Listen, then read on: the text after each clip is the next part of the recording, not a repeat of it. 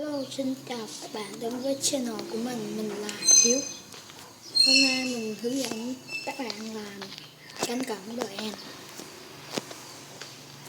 Thì các bạn làm theo mình.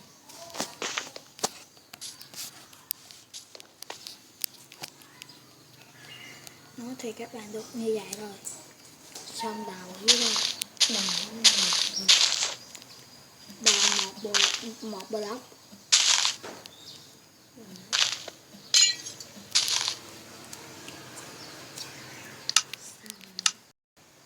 Tiếng ở đây hơi rè xin các bạn thông cảm.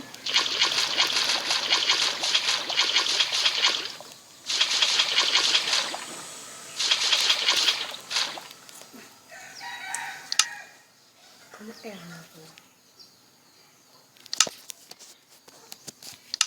Ôi, loạn rồi.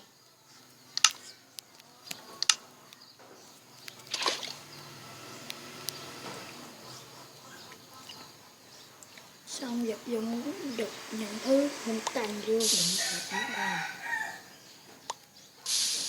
Đừng thật cái đeo mất đèn. Rồi bây giờ đặt mức đồng cho đều.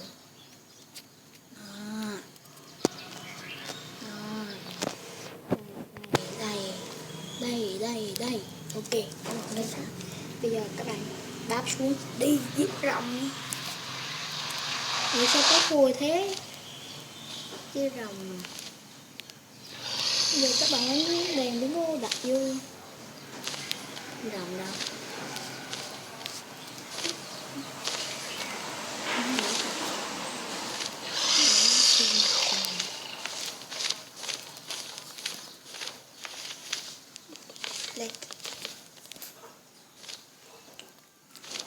Đây là chỗ của con rồng đáp nè.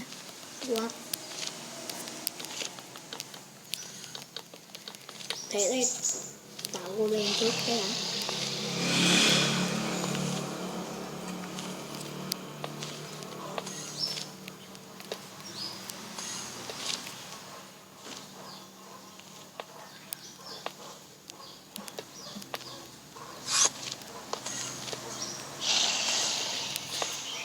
Ba con,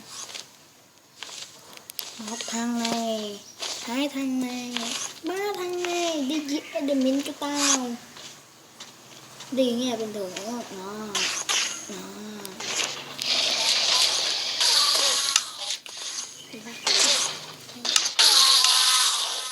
Một con xúc kích.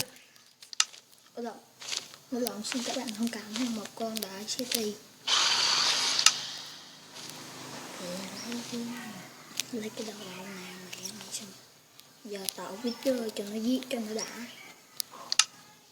Rồi cái linh hồn đâu rồi. Đây. 1, 2 này. 2. Video một thằng. Giờ lên là 2 thằng Wither, một thằng City. Rồi bây giờ con nghỉ chơi đi. Giờ các bạn phá cái này nè. Cái này dùng học sinh rộng. Không có cái học sinh này. Ơi, tại bắn cung của ta đây.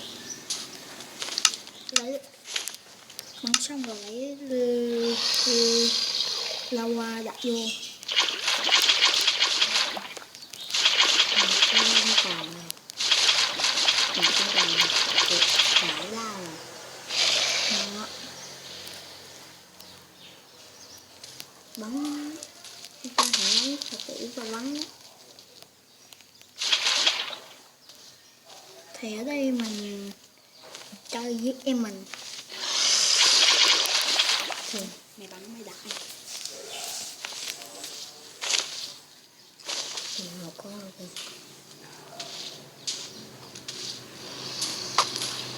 Đặt ra 3 dao. Bị não rồi. Phá cái cục anh rồi.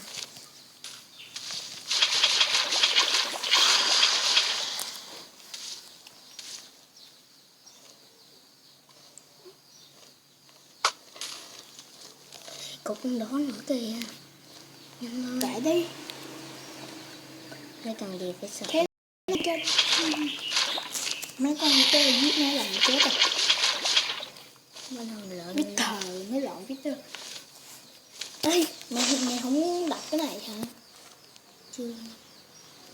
Lấy cái kiếm kém luôn thì cho mau. Bây giờ lấy cùng bắn. Đâu? Đánh nữa. Chuẩn bị. Wow, rồi đặt lava vô. Chúng ta Luôn gạt trẻ trâu. Chúng ta luôn gạt trẻ trâu. nó trước đi. Thì làm như vậy. Xong nha. Bye bye.